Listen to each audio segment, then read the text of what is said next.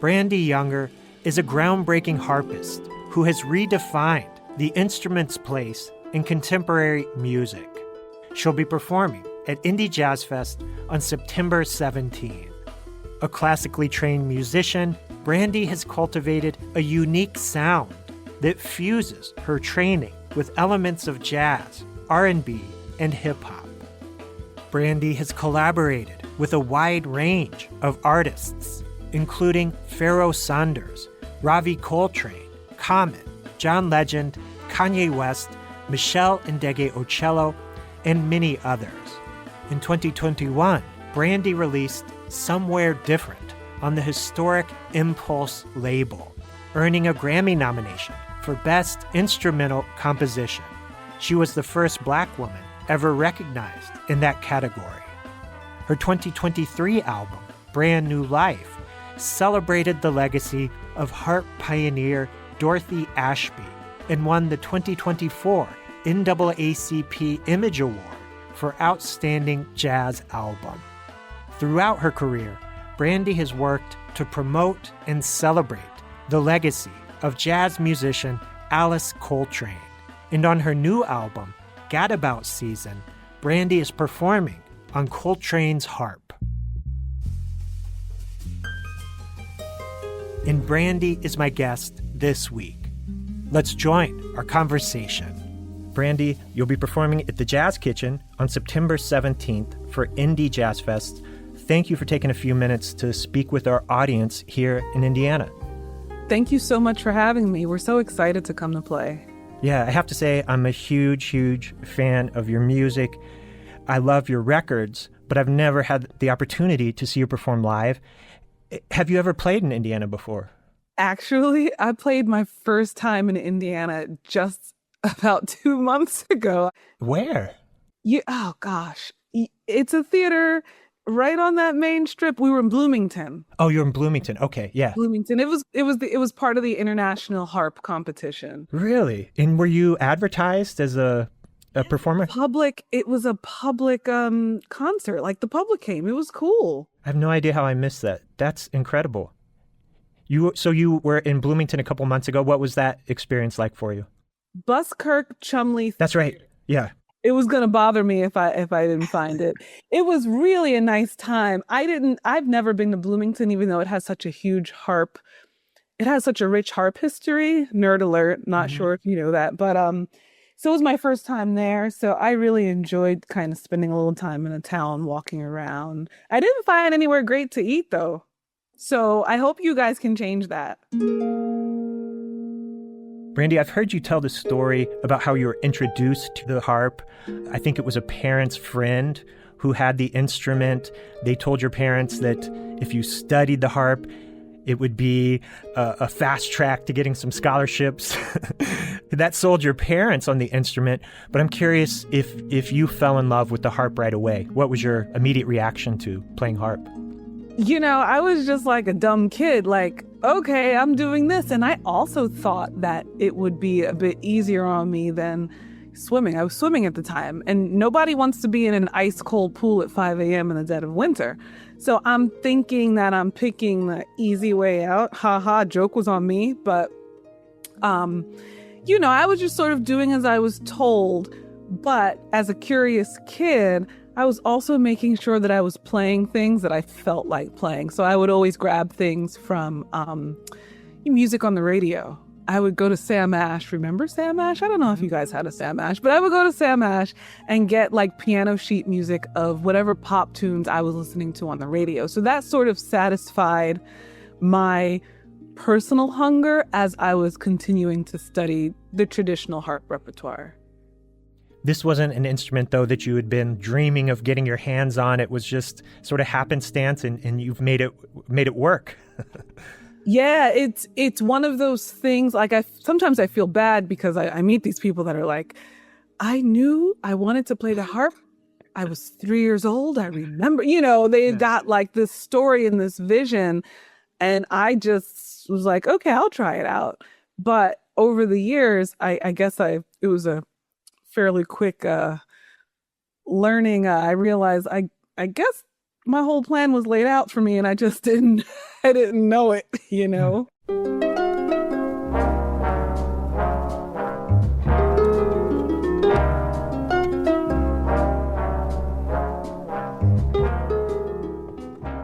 You've done so much to champion the work of the harpists who preceded you, specifically Dorothy Ashby and Alice Coltrane. Your new album is titled Gadabout Season. It's a beautiful record, and you're playing Alice Coltrane's personal harp on this record. Is that right? I am. What did that mean to you? I'm like looking at it right now as I'm talking to you. To say special is an understatement. I've played the harp before. I played it years ago for an Alice Coltrane event that Red Bull produced in LA.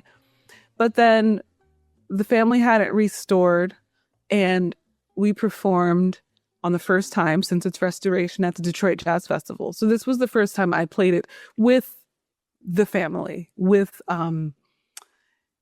Ravi Coltrane, Meshell Coltrane. It was special. But that very first time in LA, for me, that was my like outer body experience because I'm playing her music on her harp.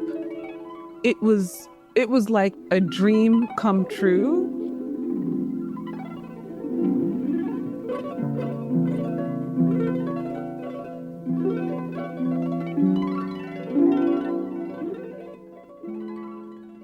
And if we fast forward to now, we've done the Detroit concert. We did Carnegie Hall, which was really special as well.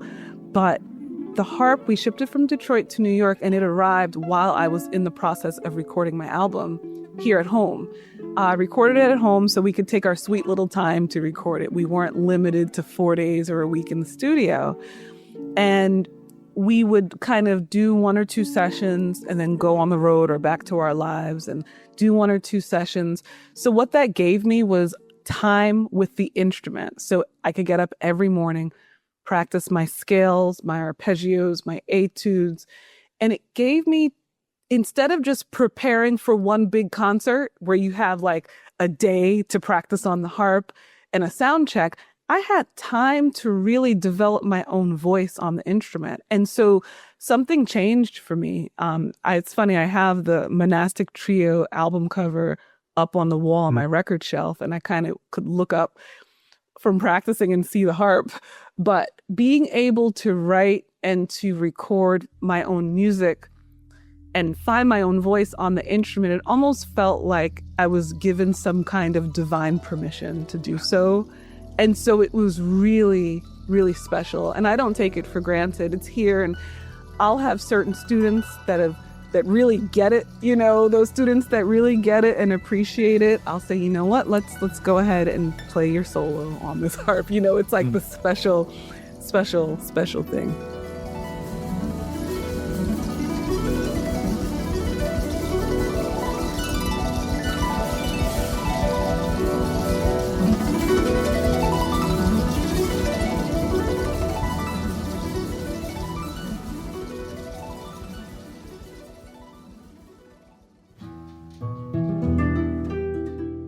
It seems like you have a very unique and special relationship with the Coltrane family. I know you've worked a lot with Ravi Coltrane. I believe you played at Alice Coltrane's memorial in 2007.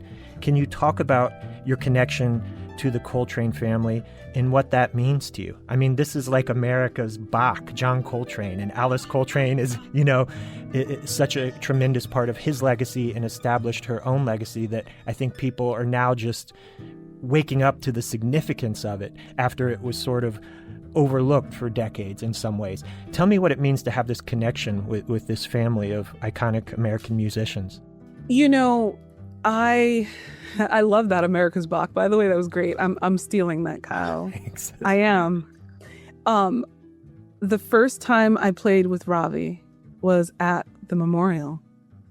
And he called me and he took a chance on me. He had never played with me. He had never heard me perform live. This is funny. This was MySpace days. Remember MySpace? I love MySpace music page. And as I learned later, he had been looking for someone, and people kept sending him harpists, and he found me.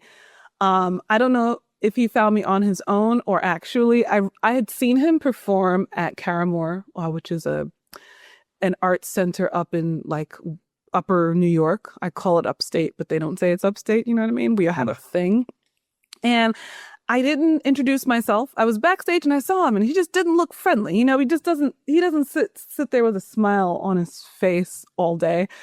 And I was like, I can't say anything. So I wrote him on MySpace, and he left me on read. He read the message, because you could see when someone opened your message. Yeah. And he never replied. So do you know how he contacted me? It was a year later, a reply to that message. That's amazing. And had the nerve to acknowledge, sorry, we didn't get to meet at Caramore. I really laughed. I didn't know him to joke about it then, but now, I just let it rip. But that memorial for me was, for one, like I was that kid running around undergrad with an Alice Coltrane CD in my disc. What do you call the Discman? Those pre-iPod days. So I'm listening to her music. I hadn't had the chance to play it. So this was like, whoa, and I should note, how people are obsessed with John Coltrane. I was obsessed with Alice Coltrane. I would write her letters and just edit them and never send them because they weren't good enough. So it was like the universe completely turning in my favor.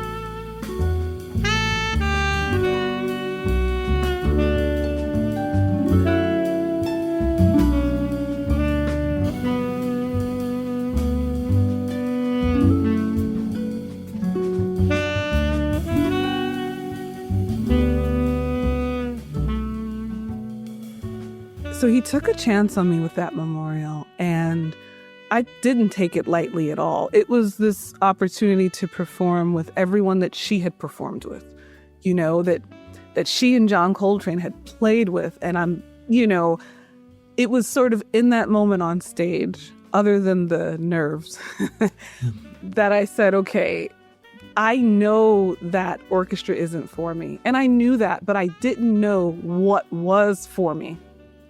But it was that moment at St. John the Divine Cathedral that I said, this is it. And I didn't know what the future had in store. I knew that it would be an uphill battle, because I'd only studied classical harp. My undergrad degree is in classical music. My graduate degree is in classical music.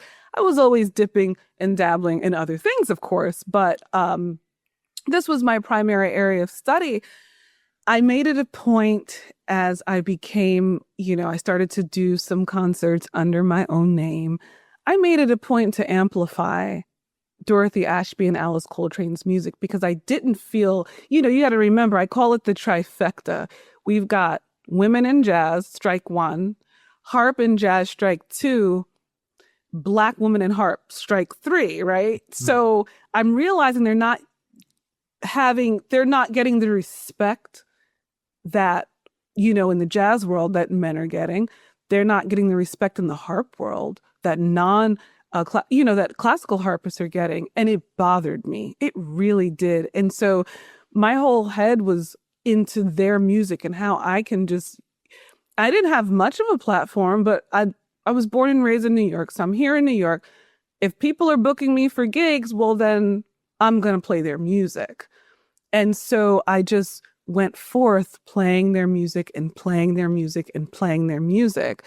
And to not go too far off a tangent, but to come back to your question in terms of the Coltrane family, after that memorial, I began to work with Ravi on a semi-regular basis. We did some Alice Coltrane concerts. We did his recording. And it's funny, we were just playing last month or 2 months ago in Seattle. And he's like, I discovered Brandee in 2007. It was really funny. But, he just says there's really no one championing my mom's music like she has been. And it was something that, you're young. You was just like, bam, bam, bam, bam, bam. I hadn't really sat and thought about it. I reacted off of emotion. Like, this is just not fair, like their stuff needs to be out there.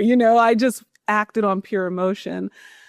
So to have this relationship with the family it's really special. And people ask all the time. They would ask for years, why aren't you playing her harp? Why aren't you playing her harp? And it's like, look, you got to remember, my strongest relationship is with Ravi. He lives here in New York. That's who I'm playing with. The harp lived in California with Meshell, his sister. She lives across the country. I didn't see Meshell like I saw Ravi. And, people would always say, you should have the harp, you should have the harp. And Ravi would say, my sister has the harp, I have the piano. It's really, really funny. But I'm now on the board of the John and Alice Coltrane home, so I have an official title. And it's near and dear to me because not only that house on Long Island, it's not too far from where I grew up. I'm from Long Island as well. And so it's near and dear to me on so many levels. That was a very long way of saying it's so special.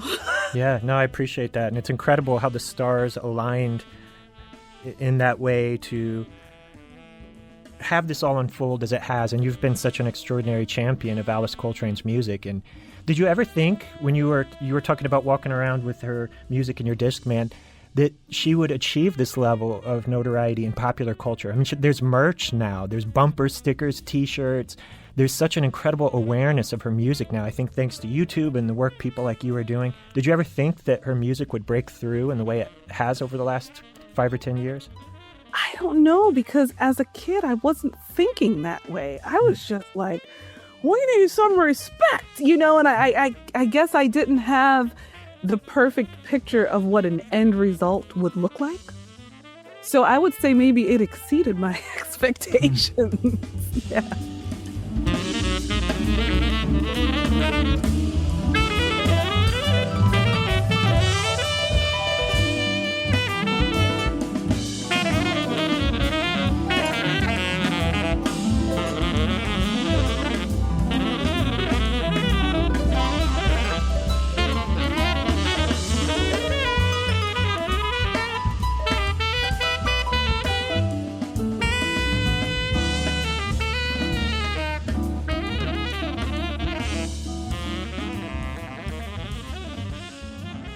I appreciate so much the work you do to promote Dorothy Ashby and Alice Coltrane. Here in Indianapolis, I do a lot of work to promote the legacy and history of our jazz heroes. And on the subject of Indy Jazz Fest, you being in Indianapolis for this festival, I just wanted to end with a question about the jazz legacy of Indianapolis. We have extraordinary ancestors who called Indianapolis home, like J.J. Johnson, Wes Montgomery, Freddie Hubbard, Slide Hampton, on and on. I could keep going. Sarah McLawler, who lived in New York, an organist. We have living legends like Phil Ranelin, James Spaulding, Larry Ridley, many others, some of whom are based out in New York. Do you have any kind of awareness of the jazz history of Indianapolis? Do those musicians mean anything to you? Any thoughts you want to share on that? I didn't know that Freddie Hubbard was from Indianapolis. I didn't know that. And of course, I recognize so many of those names, especially, it's funny, J.J. Johnson, my old teacher in college, Steve Davis, he would talk about J.J. Johnson every week in class, But yeah, no, so many of those names, James Spaulding, I didn't know was from there as well. So no, I am not hip on the jazz legacy in Indianapolis. I know you recorded Creator Has a Master Plan. Spaulding's flute was such an important component of the original, and both Pharoah and Leon Thomas's version. But yeah, hopefully when you're here, you have a chance to kind of soak up some of that history at the Jazz Fest. Oh, that'd be amazing. I'm really looking forward to it. And before we go, Brandee, I wanted to mention an Indianapolis musician to you. It may not be someone you know, maybe it is. In the 1800s, there was a pianist and composer in Indianapolis, a black man named Henry Hart, who became an incredibly prominent and well-known musician. He had a daughter, I think, in around 1877. Her name was Myrtle Hart. and she played the harp. Are you familiar with Myrtle Hart? She was called the first Black woman harpist in America by the Washington Post.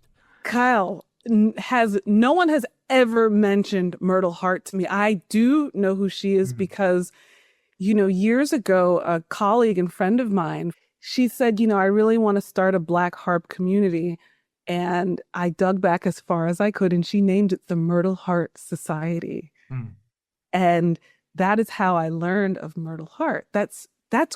Literally no one has ever mentioned her to me. I can't believe it. Well, I'm blown away that you know her. I'm not surprised, but it's exciting that you do know her. And actually, I want to turn my camera on for a second here. You've probably seen this picture, but I printed out this picture of Myrtle. I don't know if you've seen that before. Wow. Yeah. So, my friend's site is, it's defunct now. Well, here, I'm going to send you the Flickr page. Yeah, please. I'm so glad you have recognition of her. That's really powerful. Literally nobody. I mean, because she's so obscure. Yes. Wow. So, yeah, I sent you the link of Thank my you. friend's Thank you. Flickr. Well, this has been incredible to connect with you today. Like I said, I'm a huge fan of your records. Excited to see you here in Indianapolis for Indy Jazz Fest on September 17th. Any final thoughts you want to share, Brandee, with our audience here in Indiana? I can't wait to come back to Indiana. I know that Indianapolis is on and popping, way more fun than Bloomington, so bring it. I love that. Thank you so much, Brandee. I appreciate it. Thank you, Kyle. Take care. You too.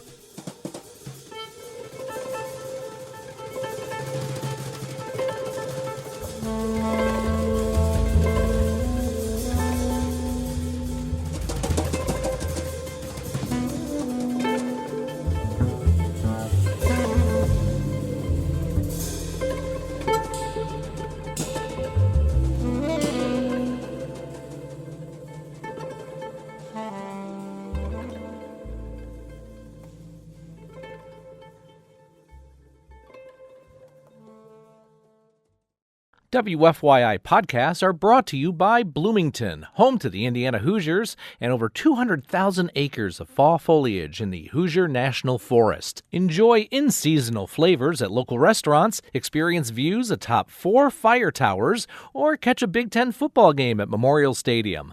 Plan your fall getaway at visitbloomington.com.